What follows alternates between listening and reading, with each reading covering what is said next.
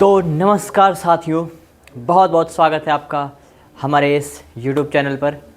और उम्मीद है आपने पावर शेयरिंग पढ़ लिया होगा, जो इससे पहला वाला लेक्चर था, चैप्टर फर्स्ट था सिविक्स का। और आज हम पढ़ेंगे chapter second, that is federalism. ठीक है, अब फेडरलिज्म होता क्या है, ज़रूरत क्यों है फेडरलिज्म की, इसकी वजह से हमारे कंट्री के फंक्शनिंग पे क्या इफ़ेक्ट पड़ता है, क्या कुछ होता है इससे, वो आज हम पढ़ेंगे इस क्लास में। तो आइए बिना टाइम वेस्ट किए हुए हम इस लेक्चर को कंटिन्यू करते हैं। और उम्मीद है आप लोगों को मेरा पढ़ाया हुआ समझ आ रहा होगा। ठीक है, तो आइए आगे देखते हैं क्या कह रहा है। फेडरलिज्म क्या होता है, व्हाट इज़ फेडरलिज्म। तो सबसे पहले आप बताओगे कि federalism is a system of government in which the power is divided between a central authority and the various constituent unit of the country. इसका मतलब क्या हुआ, इसका मतलब ये हुआ कि फेडरलिज्म एक सिस्टम है गवर्नमेंट का। क्या है, एक सिस्टम है गवर्नमेंट का, जिसमें जो गवर्नमेंट है वो अपने पावर को डिवाइड कर देती है, किसके बीच में, सेंट्रल अथॉरिटी और वेरियस कॉन्स्टिट्यूएंट यूनिट के बीच में डिवाइड कर देती है अपनी पावर को। उसे हम क्या बोलते हैं, उस सिस्टम को हम बोलते हैं बेटा फेडरलिज्म। ठीक है, तो क्या होता है फेडरलिज्म, एक सिस्टम होता है गवर्नमेंट का जिसमें वो अपनी पावर को सेंट्रल और स्टेट के बीच में क्या कर देती है, डिवाइड कर देते हैं। तो उसे हम क्या बोलेंगे, फेडरलिज्म। ठीक है, क्या होता है इस सिस्टम में कितने लेवल होते हैं, तो आप बताओगे सर इस सिस्टम में 2 लेवल होते हैं। अब कौन कौन से होते हैं, वो होते हैं सेंट्रल और कौन से होते हैं, स्टेट। ठीक है, सेंट्रल होते हैं जो ऑल ओवर कंट्री के लिए होता है, स्टेट वो होता है जो किसी पर्टिकुलर प्रोविंसेस के लिए होता है। ठीक है, उसके बाद में both these level of government enjoy there independent power. ठीक, अब ये जो दोनों लेवल है गवर्नमेंट के, ये अपने अपने पावर को इंडिपेंडेंटली इंजॉय करते हैं। मतलब कि कोई एक दूसरे के सबऑर्डिनेट नहीं होगा या कोई भी किसी भी डिसीजन से बाइंड नहीं होगा। ठीक है, उसके बाद कहते हैं की फीचर्स। ये बहुत इंपॉर्टेंट पॉइंट है बेटा, ये पेपर में आ चुका है। ठीक है, तो की फीचर्स अच्छे से याद करके जाना। ठीक, क्या लिखा है की फीचर्स में, देयर आर 2 और मोर लेवल ऑफ गवर्नमेंट। क्या है, 2 या 2 से ज़्यादा लेवल ऑफ गवर्नमेंट होती है, जिसमें उसे हम क्या बोलते हैं बेटा, फेडरलिज्म। ठीक है, तो फेडरलिज्म का पहला फीचर क्या है बेटा, पहला ये है कि 2 या 2 से ज़्यादा लेवल होती है गवर्नमेंट की। दूसरा क्या है, different tyres of government govern the same citizen but each tyres has its own jurisdiction in specific matter. ठीक है, मतलब कि जो different tyres of government, different level of government हैं, वो क्या करते हैं, वो गवर्न करते हैं सेम सिटीजन पे, सिटीजन सेम रहते हैं, लेकिन उनका जो काम करने का जो ज्यूरिडिक्शन होता है, मतलब कि उनका जो कार्य क्षेत्र होता है, वो अलग अलग होता है। जैसे कुछ स्पेसिफिक मैटर है, जैसे हम देखेंगे लेजिस्लेशन, तो लेजिस्लेशन जो है उसके हिसाब से अपने अलग अलग हिसाब से अपनी जो गवर्नमेंट है वो गवर्न करेगी। टैक्सेशन है या एडमिनिस्ट्रेशन है, कानून व्यवस्था है, तो गवर्नमेंट अपने हिसाब से, मतलब कि जिसको जितना पावर दी गई है इस मामले में, तो वो उस हिसाब से काम करेगा।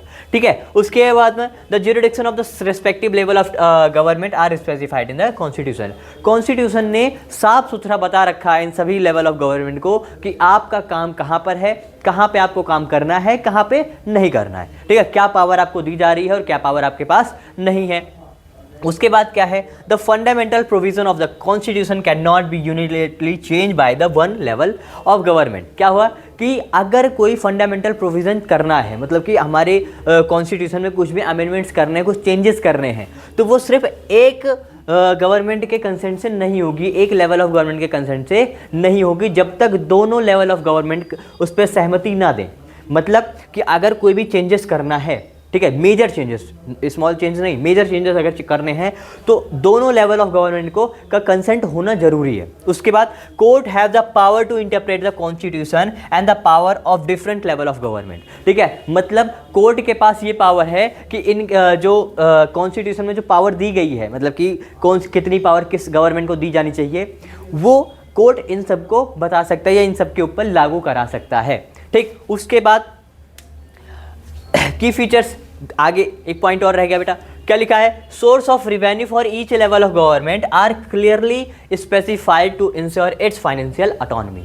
मतलब कि इनके जो सोर्स ऑफ रेवेन्यू है, मतलब कि कहाँ से इनको इनका जो खर्चा चल रहा है, इनको जो पैसे आ रहे हैं कहाँ से आएंगे, वो सारे सोर्स दोनों को अलग अलग स्पेसिफाई कर दिया गया है, ताकि इनके क्षेत्र में आप ना जाओ, इनके क्षेत्र में आप ना जाओ, ये होगा। उसके बाद इनके दो डुअल ऑब्जेक्टिव्स हैं। कितने का ऑब्जेक्टिव बेटा? डुअल ऑब्जेक्टिव है। पहला क्या है? Safe guard and promote unity of country, country की यूनिटी को, जो एकजुटता है उसको सेफ करता है और साथ में उसको प्रमोट करता है। और इसके बाद एकोमोडेट रीजनल डाइवर्सिटी, दूसरा क्या है बेटा? दूसरा ये है कि रीजनल डाइवर्सिटी को एकोमोडेट करता है, मतलब कि उसको सही करता है। आपने देखा इंडिया डाइवर्स कंट्री है। अब इंडिया डाइवर्स कंट्री है बेटा, तो उसमें उन सभी को एक साथ लाना, बाइंड करना और अच्छे से उनको रखना ताकि वो अच्छे से परफॉर्म कर सके हर एक चीज़, तो उसको हम क्या बोलते हैं? वो कौन करता है? वो फेडरलिज्म करता है। ठीक है, उसके बाद कहते हैं, उसके बाद क्या कह रहा है? टाइप्स ऑफ फेडरेशन, फेडरेशन कितने टाइप्स कहते हैं या टाइप्स ऑफ फेडरलिज्म कितने होते हैं? तो आप बोलोगे सर 2 होते हैं। सर ठीक है, 2 होते हैं। कौन से होते हैं? तो पहला कौन सा होता है? पहला होता है sir coming together. Coming together का मतलब होता है कि इसमें इंडिपेंडेंट स्टेट एक साथ आते हैं, मतलब कि अलग अलग इंडिपेंडेंट स्टेट हैं, वो एक साथ आएंगे।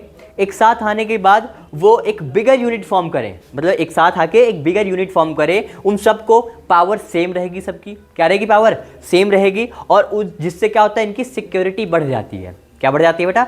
सिक्योरिटी बढ़ जाती है। और इनकी आइडेंटिटी कई बार चेंज होती है, कई बार सेम आइडेंटिटी रहती है। ठीक है, all the constituent state usually have same power, जितने भी कॉन्स्टिट्यूएंट स्टेट हैं उनके पावर क्या होती है? सेम होती है। जैसे अगर मैं आपसे बोलूं कि जैसे 2-3 भाई हैं, ठीक, अगर वो अलग अलग रह रहे हैं, एक साथ नहीं रह रहे हैं, तो क्या होगा? वहाँ पे उनकी पावर कम रहेगी, लिमिटेड रहेगी। ठीक है, लेकिन अगर वही तीनों भाई आपस में एक साथ रह रहे हैं, ठीक है, एक साथ रह रहे हैं, तो उनका क्या होगा बेटा? उनकी जो पावर है वो बढ़िया बढ़ जाएगी, उनकी सिक्योरिटी बढ़ जाएगी। ठीक है, तो वही सेम चीज़ यहाँ पे हुआ। जैसे आपने ये मूवी देखा था हम साथ साथ हैं, है ना? तो इसमें वही था, अगर जब तक ये तीनों साथ में थे तब तक बहुत बढ़िया से था, लेकिन जब अलग अलग हो गए तो फिर बेकार हो गया सब, है ना? उसके बाद आते हैं दूसरा टाइप क्या होता है बेटा? दूसरा टाइप होता है होल्डिंग टुगेदर। दूसरा टाइप क्या होता है? Holding together. होल्डिंग टुगेदर क्या है?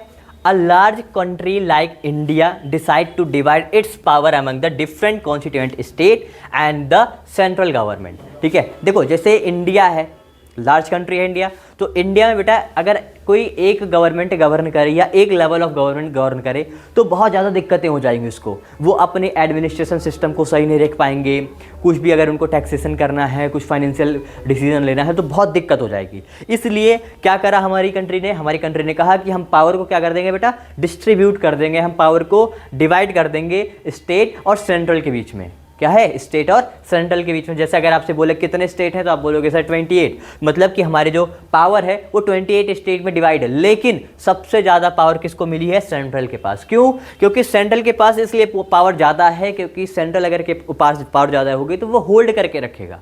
क्या करेगा? वो होल्ड करके रखेगा, सबको भगने नहीं देगा इधर उधर। ठीक है, जैसे एग्जांपल अगर आप देखोगे, इसमें एक चीज़ और बताया कि जो पावर है वो अनइक्वल डिस्ट्रीब्यूट है। क्या बेटा?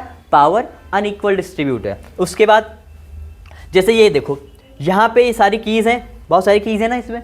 अगर मैं इसको, ये होल्डर को अगर मैं हटा दूँ तो ये कीज़ सारी बिखर जाएंगी, है ना? तो वही सेम चीज़ यहाँ पर है। ये समझ लो सेंट्रल है और ये कीज़ जो है वो आपके स्टेट हैं। तो सेंट्रल के पास पावर ज़्यादा है, इसी वजह से वो सारे स्टेट को बाइंड करके रखा है, होल्ड करके रखा है। इसे हम क्या बोलते हैं बेटा? Holding together. ठीक है, यहाँ पे पावर अनइक्वल डिस्ट्रीब्यूट होती है, किसी स्टेट को ज़्यादा पावर मिलती है, किसी स्टेट को कम मिलती है, उनके पॉपुलेशन, उनके एरिया के हिसाब से। ठीक है, और जो सेंट्रल होती है उसके पास ज़्यादा होती है। उसके बाद क्या कहते हैं बेटा? उसके बाद आते हैं what make India federal country. India को कौन कौन सी चीज़ें हैं जो फेडरल कंट्री बनाती है? ठीक है, तो पहला क्या बोलता है बेटा? पहला बोलेगा डिवीजन ऑफ पावर। पहला क्या बोलता है? पहला कहता है division of power. Sir division of power क्या होता है? तो डिवीजन ऑफ पावर होता है कि जहां पर आप पावर को डिवाइड कर दो, पावर को एक के हाथ में ना रहे, पावर क्या हो? डिस्ट्रीब्यूट हो जाए, तो हम क्या बोलते हैं? Division of power. उसके बाद आते हैं some state are given more power. कुछ स्टेट को ज़्यादा पावर दी गई है, मतलब उनके रीजनल डाइवर्सिटी या उनके एरिया या उनके पॉपुलेशन के हिसाब से उनको पावर ज़्यादा देते हैं। Written constitution. तीसरा क्या है बेटा? तीसरा ये है कि हमारे कंट्री में क्या है? रिटन कॉन्स्टिट्यूशन है। क्या है हमारी कंट्री में? रिटन कॉन्स्टिट्यूशन है, जिससे जो हमारी जो रूल्स एंड रेगुलेशन होता है या जो भी कानून व्यवस्था होती है वो ज़्यादा इफेक्टिवली काम करती है। उसके बाद यूनियन टेरिटरीज। अब यहाँ पे यूनियन टेरिटरीज है। यूनियन टेरिटरीज क्या होते हैं? ऐसे एरियाज़ जो इतने बड़े नहीं होते कि उन्हें हम स्टेट रिकॉग्नाइज कर लें, ये इतने छोटे भी नहीं होते हैं कि जिन्हें हम किसी किसी दूसरे स्टेट के साथ मर्ज कर दें तो उन्हें हम क्या बोलते हैं, यूनियन टेरिटरीज। और ये डायरेक्ट कंट्रोल होते हैं किससे, सेंट्रल गवर्नमेंट से। उसके बाद ज्यूरिडिक्शन, ज्यूरिडिक्शन मतलब कार्य क्षेत्र भी अलग अलग डिवाइड कर दिया गया है। मतलब कि कोई एक अगर स्टेट का है गवर्नमेंट तो वो उसी स्टेट में काम करेगी, बाहर जाके काम नहीं करेगी। लेवल ऑफ गवर्नमेंट, गवर्नमेंट का लेवल भी बना दिया गया है कि कितने लेवल होंगे, भी हमने पढ़ा 2 होते हैं मेनली, है ना। कौन कौन से होते हैं, सेंट्रल होते हैं और कौन से होते हैं, स्टेट। ठीक, उसके बाद 3 लिस्ट, यहाँ पे हमने 3 लिस्ट बनाई। लिस्ट में मतलब किस लिए लिस्ट बनाई हमने, उसमें क्लासीफाई कर दिया कि कौन कौन से सब्जेक्ट्स हैं वो यूनियन आएंगे, यूनियन मतलब जो सेंट्रल गवर्नमेंट देखेगी। कौन कौन से सब्जेक्ट हैं जो स्टेट लिस्ट में आएगी, स्टेट गवर्नमेंट देखेगी। और कौन से ऐसे सब्जेक्ट्स हैं जो दोनों में आएंगे, जिसे हम क्या बोलते हैं, कॉन्करेंट लिस्ट। क्या बोलते हैं उन्हें हम, कॉन्करेंट लिस्ट। और उसके बाद में एक आता है रेसिड्यूरी पावर। तो पहले सबसे पहले आते हैं यूनियन लिस्ट क्या होता है। तो यूनियन लिस्ट होता है सबसे पहले डिफेंस, मतलब कि कंट्री की सेफ्टी है, सिक्योरिटी, उस सब चीज़ों को देखना है। फॉरेन अफेयर, फॉरेन अफेयर मतलब कि बाहरी देश से क्या नाता है हमारा, वो सारी चीज़ें देखना है। बैंकिंग हो गई, करेंसी हो गई, ये आता है आपके यूनियन लिस्ट में। उसके बाद स्टेट लिस्ट क्या होता है, स्टेट लिस्ट में होते हैं आपके जैसे पुलिस हो गया, तो हर एक स्टेट के अपने अपने पुलिस होती है। एग्रीकल्चर, ट्रेड, इरिगेशन, ये सारे पे डिसीजन लेना है तो कौन लेगा डिसीजन, स्टेट लेगा। अब कुछ ऐसे होते हैं जो दोनों में होते हैं, जैसे एजुकेशन हो गया, फॉरेस्ट हो गया और मैरिज हो गया। इन सब चीज़ों पे अगर डिसीजन लेना है तो ये दोनों के लिए बाइंड करता है, दोनों को, स्टेट हो जाए चाहे वो सेंट्रल हो जाए। और एक आता है रेसिड्यूरी पावर। रेसिड्यूरी पावर क्या आता है बेटा, ये ऐसी पावर है जो इन तीनों से अलग है, मतलब कि वो तीनों में कवर नहीं होते हैं। मतलब कि इन तीनों के बनने के बाद कुछ ऐसे सब्जेक्ट्स आए तो हमने उनको क्या कर दिया, हमने उनको बोल दिया रेसिड्यूरी पावर। जैसे अगर कंप्यूटर एप्लीकेशन हो गया, AI हो गया, तो सारी चीज़ें रेसिड्यूरी पावर में आ जाएंगे। ठीक है, उसके बाद हाउ एज फेडरलिज्म प्रैक्टिस। ठीक है, फेडरलिज्म प्रैक्टिस कैसे होती है, मतलब कि किस हिसाब से फेडरलिज्म हमारे यहाँ पे ज़्यादा इफेक्टिव काम करती है, किस हिसाब से हम बोल सकते हैं कि फेडरल कंट्री है इंडिया। तो क्या लिखा, constitution provision are necessary for the success of federalism.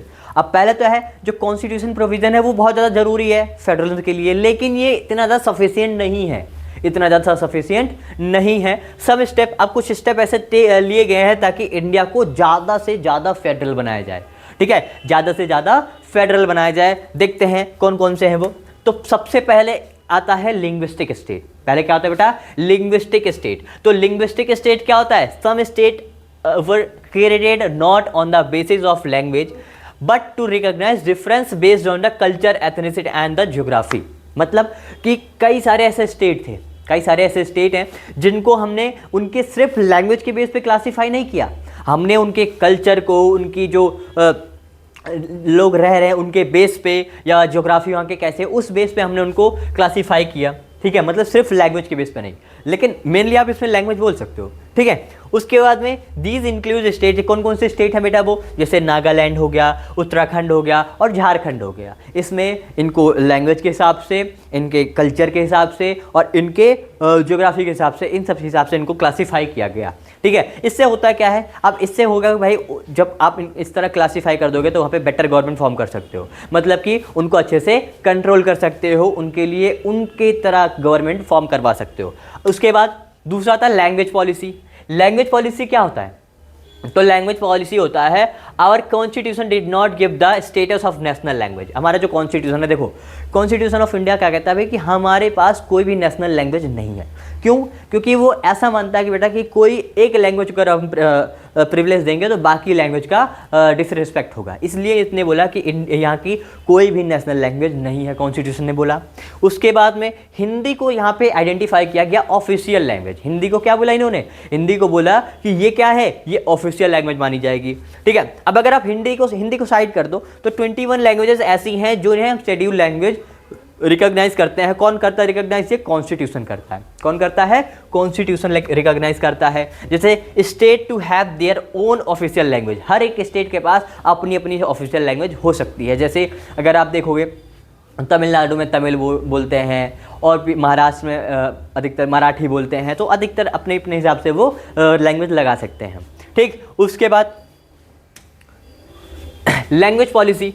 Language policy फिर एक आगे, इसके आगे देखते हैं क्या है बेटा। तो according to the constitution the use of English for official purpose was the stop in 1965। अब देखो 1965 में बोला गया कि भाई अब हम ऑफिशियल पर्पस के लिए इंग्लिश को यूज़ नहीं करेंगे। क्यों, क्योंकि भाई ब्रिटिशर उसके पहले राज करते थे और उनके ऊपर भाई हमारा मतलब ख़राब था। तो हमने क्या कहा, हमने कहा कि भाई अब हम इंग्लिश का यूज़ नहीं करेंगे। कब बोला हमने? 1965 में। लेकिन फिर कुछ ऐसे नॉन हिंदी स्पीकिंग स्टेट थे, कुछ ऐसे नॉन हिंदी स्पीकिंग स्टेट थे जो हिंदी नहीं बोल पाते थे, ठीक है। तो उन्होंने डिमांड करा कि इंग्लिश का यूज़ कंटिन्यू रखो, कि भाई इंग्लिश का यूज़ कंटिन्यू रखो। इन तमिलनाडु, जैसे तमिलनाडु में ये इतना ज़्यादा डिमांड बढ़ गया कि यहाँ पे वायलेंट फॉर्म में आ गया, मतलब कि यहाँ पे लोग धरना देने लगे, मूवमेंट चालू कर दिए, वायलेंट फॉर्म लेने लगे, ठीक है। उसके बाद अब इसके बाद सेंट्रल गवर्नमेंट ने क्या बोला बेटा? सेंट्रल गवर्नमेंट ने बोला कि चलो ठीक है, आप इंग्लिश का भी यूज़ करो, हिंदी का भी यूज़ करो ऑफिशियल पर्पज़ के लिए। मतलब ऑफिशियल लैंग्वेज अब कौन कौन सी हो गई बेटा? 2 लैंग्वेज हो गई ऑफिशियल, कौन कौन सी? हिंदी और इंग्लिश, ठीक है। उसके बाद अब सेंट्रल और स्टेट रिलेशन कैसे थे 1990 से पहले कैसे थे और इसके बाद कैसे थे, वो देखते हैं, ठीक है। तो सबसे पहले देखेंगे कि बिफोर 1990s में क्या हुआ। The same party ruled both at the central and the most of the state, मतलब कि जो स्टेट में पार्टी है वही सेंट्रल में हुई होगी, मतलब कि दोनों जगह सेम पार्टी रूल कर रही है, स्टेट में भी और सेंट्रल में भी, ठीक है। या this mean that the state government did not exercise their right as a autonomous federal unit, जिसे आजकल आप देख रहे हो कि हर एक स्टेट अपने अपने हिसाब से अपना डिसीजन ले सकता है अपने फायदे के लिए, ठीक है। लेकिन उस टाइम पे ऐसा नहीं था, उस टाइम पे ऐसा था कि अगर जो सेंट्रल है तो सेंट्रल की ही बात माननी पड़ेगी, किसको? स्टेट को। स्टेट अपना खुद से इंडिपेंडेंट अपने आप को नहीं बोल सकते थे। उसके बाद क्या है कि the central government would often misuse the constitution to dismiss the state government that were controlled by the rival party. अब देखो, अधिकतर स्टेट में जो सेंट्रल गवर्नमेंट की पार्टी है वही स्टेट में होगी, लेकिन कुछ ऐसे स्टेट मान लो हो गए जहाँ पे सेंट्रल गवर्नमेंट से दूसरी पार्टी आ गई, उसके अपोजिशन वाली पार्टी आ गई तो क्या करेगा? तो सेंट्रल गवर्नमेंट कॉन्स्टिट्यूशन के पावर को मतलब कि मिसयूज़ कर सकता है, कॉन्स्टिट्यूशन के पावर को हटा के अपनी पावर को मिसयूज़ कर सकता है। जैसे वो बोलेगा भाई कि इन सारे स्टेट की जो पावर है, जो गवर्नमेंट है, उसको डिसमिस कर दो, अपनी पावर लगा के वो उसको डिसमिस करा देगा, ठीक है। उसके बाद आफ्टर 1990s के बाद क्या हुआ बेटा? तो 1990s के बाद देखोगे आप तो this period saw the rise of regional political party in many state of the country. ये ऐसा समय था, एक ऐसा पीरियड था जहां पे क्या हुआ बेटा? बहुत सारे नए नए रीजनल पार्टी एमर्ज होना चालू हुए। रीजनल पार्टी क्या होती है बेटा? ऐसी पार्टी जो किसी पर्टिकुलर स्टेट के लिए होती है, ठीक है। और कई बार वही रीजनल पार्टी नेशनल पार्टी भी बन जाती है। Since no single party got a clear majority in the Lok Sabha. अब भाई बताओ, अगर एक पार्टी रहेगी या कम पार्टी रहेगी तो उसको क्लियर मेजोरिटी मिल जाएगी, लेकिन अब कई सारी पार्टी हो जाएंगी तो आपको क्लियर मेजोरिटी नहीं मिलेगी। तो वही सेम चीज़ यहाँ पे बोला गया और कई बार जो पार्टीज होती हैं, नेशनल पार्टी हो गई, या वो क्या फॉर्म करने लगे? अलायंसेस फॉर्म करने लगे, बहुत सारी अलग पार्टी, मतलब गठबंधन करने लगे, ठीक। मतलब कि अगर एक पार्टी मेजोरिटी नहीं पा रही है तो दूसरे के साथ मिलके मेजोरिटी लेके अपनी सरकार बनाने लगे, दोनों गठबंधन से। कहेंगे भाई दोनों भाई मौज करेंगे, साथ में रहेंगे, ठीक है। आगे अब कहते हैं this led to the new culture of the power sharing. और यही से ये चीज़ क्या लेकर आया बेटा? एक नया कल्चर लाया पावर शेयरिंग का। मतलब जिससे आज अभी इस टाइम पे कौन सी एनडीए है, एनडीए सरकार है ना इंडिया में। एनडीए क्या है? एनडीए में जैसे आप क्या हो गए, आपके मोदी जी की पार्टी हो गई और नीतीश कुमार की पार्टी हो गई, है ना। तो ये दोनों क्या हुआ बेटा? ये अलायंसेस फॉर्म किया है इन लोगों ने। इन दोनों को मेजोरिटी नहीं मिली थी, लेकिन दोनों अगर साथ मिल गए तो साथ मिलके मेजोरिटी ले आए, मेजोरिटी ले आए तो उनकी सरकार बन गई। वही सेम चीज़ यहाँ पे हुआ। उसके बाद हाँ, डिसेंट्रलाइजेशन। अब दोनों का आपने रिलेशन देख लिया। 1990 से पहले थोड़ा एक ही पार्टी का ज़्यादा दबदबा था, है ना। और उसके बाद दूसरी पार्टी आई, दूसरी पार्टी मतलब 1990 के बाद बहुत सारी पार्टीज आने लगी, तो उसके बाद एक का दबदबा खत्म हो गया। अब काफ़ी सारों का दबदबा था, है ना। दबदबा था, दबदबा है, बना रहेगा, ऐसा नहीं है, ठीक है। Decentralisation in India. अब डिसेंट्रलाइजेशन इन इंडिया क्या है बेटा, ये बताओ। तो डिसेंट्रलाइजेशन का मतलब क्या होता है पहले? तो when the power is taken away from the central and state government. जब सेंट्रल और स्टेट गवर्नमेंट से पावर को ले ली जाती है, मतलब पूरा नहीं लेते हैं, थोड़ी बहुत पावर लेते हैं और उसको दे देते हैं लोकल गवर्नमेंट को। क्या बोलते हैं उसे? लोकल गवर्नमेंट को। इसको हम बोलते हैं डिसेंट्रलाइजेशन। अभी बोलोगे सर आपने तो बताया कि 2 गवर्नमेंट होती है, कौन कौन सी होती हैं? स्टेट होती है, सेंट्रल होती हैं। ये लोकल कहाँ से आ गई? तो लोकल पता है कहाँ से आई? लोकल आई लोकल लेवल से। अरे मजाक कर रहा हूँ, देखो इधर लोकल लेवल से ही आएगी। मतलब देखो कोई ऐसे जरूरी नहीं कि भाई स्टेट है, छोटे छोटे स्टेट ही होंगे, स्टेट भी बड़े बड़े स्टेट होते हैं। अब बड़े बड़े स्टेट होते हैं तो उनको भी लोकल लेवल पे उनको उनकी प्रॉब्लम को सॉल्व कराने के लिए हम क्या करते हैं, कुछ गवर्नमेंट फॉर्म करते हैं, तो उसे हम क्या बोलेंगे बेटा, लोकल गवर्नमेंट। जैसे there are a large number of the problems, यहाँ पे देखो बहुत सारे ऐसे प्रॉब्लम होते हैं या जो इश्यूज होते हैं जिसे आप लोकल लेवल पे सेटल कर सकते हो, उसकी जरूरत नहीं कि आप स्टेट गवर्नमेंट तक जाओ, ठीक है। जैसे गांव की नाली वाली सही करवानी है, रोड सही करवाना है, कुछ भी करवाना है, तो लोकल लेवल पे उसको जो गांव के प्रधान जी होते हैं वो उसको सॉल्व कर सकते हैं। ऐसा नहीं है कि भाई उत्तर प्रदेश में कोई गांव है वहाँ पे नाली नहीं है या रोड नहीं सही है तो वो सीधा योगी जी के पास चले जाएंगे, ऐसा नहीं है। वहाँ के जो गवर्नमेंट, वहाँ के जो प्रधान जी हैं, प्रधान जी के पास जाएंगे, ठीक है, प्रधान जी उसको सही करवाएंगे। तो क्या हुआ कि कुछ ऐसे प्रॉब्लम्स होते हैं, कुछ ऐसे इशूज़ होते हैं जो लोकल लेवल पे आप उसे सेटल कर सकते हो, ठीक है। It is a possible for the people to directly participate in the decision making habit of the democratic participation. मतलब क्या हुआ कि ये एक पॉसिबल होता है, मतलब कि लोगों के लिए पॉसिबल हो जाता है कि जो डिसीजन लिया जा रहा है उसमें डायरेक्ट पार्टिसिपेट कर सकते हैं। क्या होते हैं, डायरेक्ट पार्टिसिपेट उसमें कर सकते हैं, ठीक। उसके बाद अब भाई देखो, कोई भी अगर डिसीजन है उसमें अगर लोग डायरेक्ट पार्टिसिपेट कर रहे हैं तो आप बोल सकते हो सर डेमोक्रेटिक। आप डेमोक्रेसी पढ़ के आए थे, 9th क्लास में पढ़ के आए थे ना डेमोक्रेसी क्या होता है। तो डेमोक्रेसी आप क्या बोलते हो कि ऐसी गवर्नमेंट जो लोगों के लिए है, लोगों के द्वारा चुनी गई हो, लोगों के बीच से चुनी गई हो। तो इसमें लोग, पीपल ही तो है। गवर्नमेंट किसके लिए काम करते हैं, पीपल के लिए, पीपल की गवर्नमेंट होती है, उसे हम बोलते हैं डेमोक्रेटिक गवर्नमेंट, है ना। अब डिसेंट्रल आगे देखते हैं, ठीक, आगे देखते हैं। दूसरा क्या हुआ, अब प्रॉब्लम क्या थी बेटा इसमें, प्रॉब्लम ये थी कि directly under the control of state government. देखो डिसेंट्रलाइजेशन एक तो हुआ कि आपने समझ लिया कि भाई पावर को हम क्या करते हैं, सेंट्रल और स्टेट से लेके लोकल लेवल को दे देते हैं। तो प्रॉब्लम क्या थी उसमें, प्रॉब्लम ये थी कि directly under the control of the state government. ये जो लोकल गवर्नमेंट थी डायरेक्टली कंट्रोल करी जाती थी, किसके अंडर में थी, ये स्टेट गवर्नमेंट के अंडर डायरेक्ट कंट्रोल करी जाती थी। उसके बाद मतलब इससे डायरेक्टली कंट्रोल क्यों होगा भाई, क्या दिक्कत है इससे, दिक्कत ये है कि अगर डायरेक्टली कंट्रोल करेंगे तो भाई वो इंडिपेंडेंटली अपने हिसाब से काम नहीं कर पाएंगे, हर एक चीज़ को उनको जवाब देना पड़ेगा कि भाई हमने ये काम किया, हमने ये नाली सही करी, ये करा, फलाना ढिमकाना बताते रहेंगे, ठीक है। Election to these local governments were not held regularly. अब यहाँ पे जो इलेक्शन होता था वो रेगुलरली हेल्ड नहीं होता था। रेगुलरली हेल्ड होने से क्या फ़ायदे हैं बेटा, ये रेगुलरली का मतलब ये नहीं है कि डेली हो रहा है कि डेली डेली चलो इलेक्शन दो, नहीं, एक टाइम पीरियड होता है, वो भी इसमें नहीं होता था, ठीक है। जिसकी वजह से जो लोग होते थे उनको अपनी चॉइस नहीं मिलता था, वो अपनी चॉइस की गवर्नमेंट को फॉर्म नहीं कर पाते थे, ठीक है। Local governments did not have any power of the और रिसोर्स ऑफ देयर ओन, ठीक है। लोकल गवर्नमेंट के पास जो उनके पास जो रिसोर्स थे उनको अच्छे से उनको यूज़ करने के भी पावर नहीं थे। मतलब अगर उनको यूज़ करना है, कुछ भी करना है, कुछ बदलाव करना है, डेवलपमेंट करना है, तो उनको जाके सबसे पहले किससे पूछना पड़ेगा, स्टेट गवर्नमेंट के पूछना पड़ेगा, उनसे पूछना पड़ेगा भाई हम ये कर लें ना कर लें, पैसा लगेगा, पैसे दे दो, पूरा वही है, ठीक है। फिर अब इन्हीं सारी चीज़ प्रॉब्लम्स को देखते हुए कॉन्स्टिट्यूशन में कुछ अमेंडमेंट्स किए गए।